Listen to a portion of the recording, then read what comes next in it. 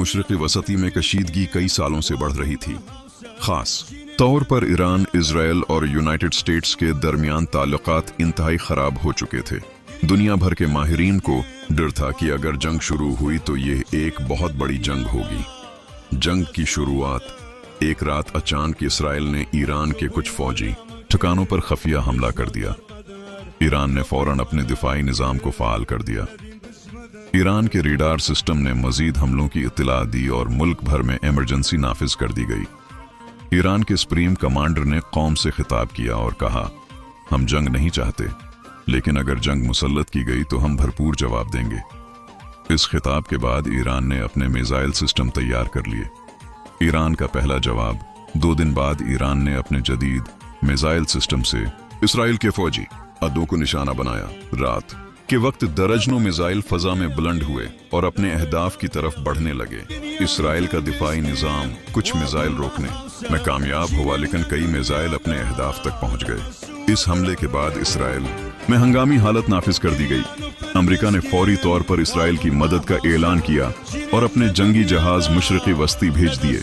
America की जंग में शमूलियत जब अमेरिका जंग में शामिल हुआ तो सूरत-हाल मजीद संगीन हो गई।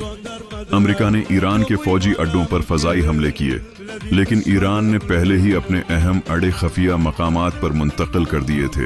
ईरान ने उसके जवाब में आबनाए हरमुज के करीब अपने बहरी जहाज तैनात कर दिए, जिससे दुनिया की तेल की सप्लाई मुतासिर होने लगी। दुनिया भर में तेल की कीमतें बढ़ गईं और आलमी मईशत हल कर रह गई। ईरान की हिकमत अमली, ईरान ने बराह रास्त बड़ी जंग के बजाय हिकमत अमली से काम लिया। ईरान ने अपने ड्रोन हमले शुरू किए, साइबर हमले किए, दुश्मन के रेडार सिस्टम जाम किए, फौजी अड्डों को निशाना बनाया।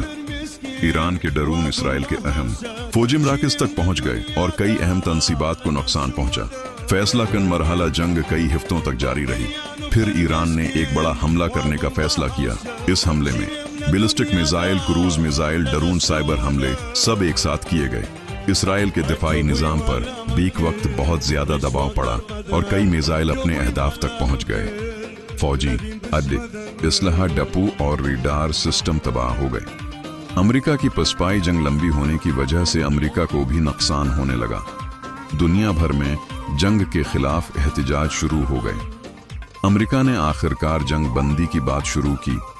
ईरान ने कहा, हम अमन चाहते हैं, लेकिन हमारी खुद मुख्तारी पर कोई हमला बर्दाश्त नहीं किया जाएगा।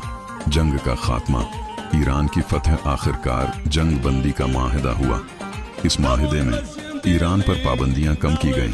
इसराइल ने हमले न करने का माहिदा किया। अमेरिका ने फौजी कार्रवाई रोक दी। ईरान ने उस जंग को अपनी फतह करार दिया। क्योंकि ईरान का दिफाई निज़ाम मजबूत साबित हुआ, ईरान ने बड़े ममालिक का मुकाबला किया। ईरान की फौजी ताकत दुनिया के सामने आई। ईरान में जश्न मनाया गया, लोग सड़कों पर निकल आए, झंडे लहराए गए और फतह का ऐलान किया गया। कहानी का सबक, इस जंग से दुनिया ने यह सबक सीखा कि जंग किसी मसले का हल नहीं होती। जंग में दोनों तरफ नुकसान होता है, मईशत तबाह होती है और आम लोग सबसे ज्यादा मुतासिर होते हैं। असल कामयाबी अमन में है, जंग में नहीं।